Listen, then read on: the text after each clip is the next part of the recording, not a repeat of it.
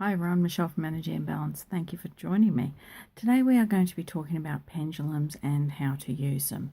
Now, what is a pendulum? According to the dictionary, a pendulum is a hung weight that can swing freely. Pretty simple, hey? Alright, so what you have is pendulums can be used for all types of purposes, and you don't need per se made up bought pendulum. A lot of people I know will actually use a necklace, take it off because it's your hung weight, and do it over what they need for the questions as a makeshift one. Other people will carry a pendulum around with them in their pocket and use it where needed. What is a pendulum is used to ask questions. Now, it's been recorded throughout history that pendulums have been used. In fact, it was first found on cave paintings 8,000 years ago in Algeria. Chinese emperors have also been known to use them to ask your questions to get your answers. And as well as that, they have been very common to be used for finding out the sex of a baby, if you know how to use it and ask the right questions, etc. Now, people also hold them over maps or take them out when they're using divination to find things. So there's lots of different purposes and lots of different ways you can use a pendulum. Some people just love the way they look, and so they'll hang them from their windscreen mirror or in a window so they reflect light. It's completely up to you what you do and how you use a pendulum. So, how do we use a pendulum? A pendulum, I believe, works from like kinesiology, that the minute muscles in our body will give us the answer that we need. And so in kinesiology, they believe that the yes and the no, that you can't answer incorrectly if you hold your muscles in your fixed position. So otherwise it will slip through, or no matter what the question is, you cannot get that through, no matter how hard you pull. Well, I believe the same thing is how how pendulums work. So what we're doing is we're linking into our subconscious, our higher self, whatever you want to call it, and we're asking for and looking for answers that we know at a subconscious level. So how to get it to work?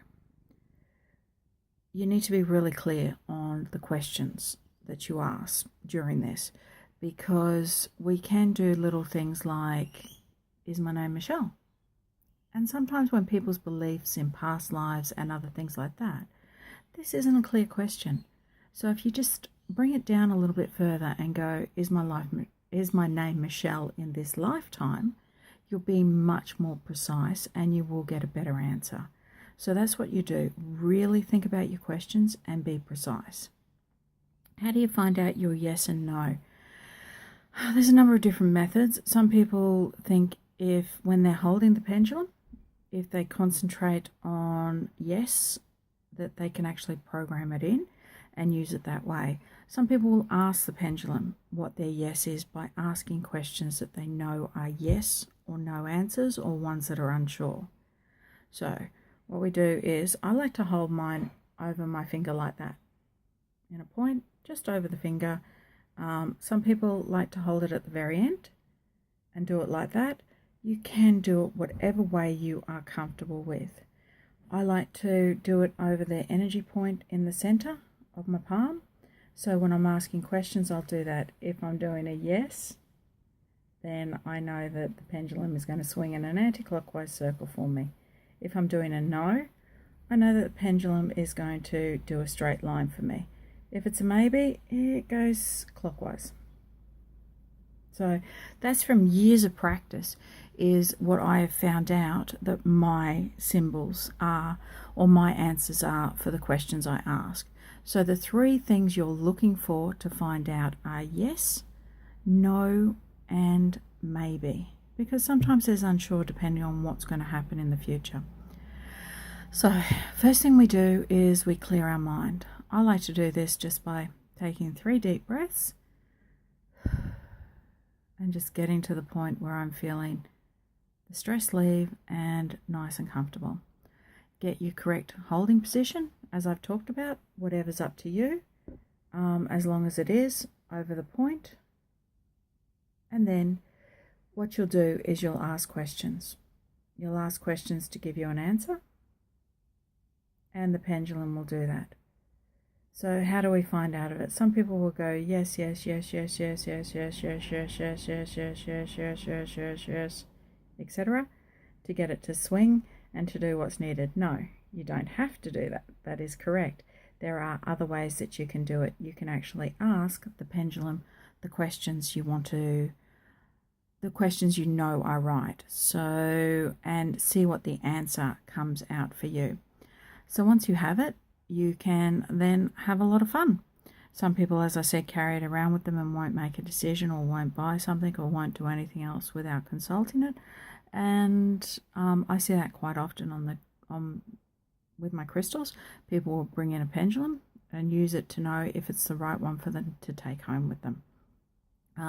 Other people have fun with it and just play around and do whatever's needed. So that's a basic one on it. Now remember that once you've done it, reset your pendulum.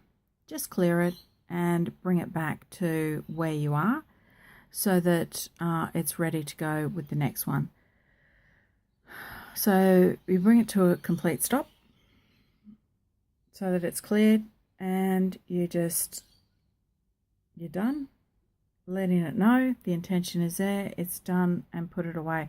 If you feel that somewhere along the line it has picked up some negative energy, then you can use your regular ways for cleansing your crystals.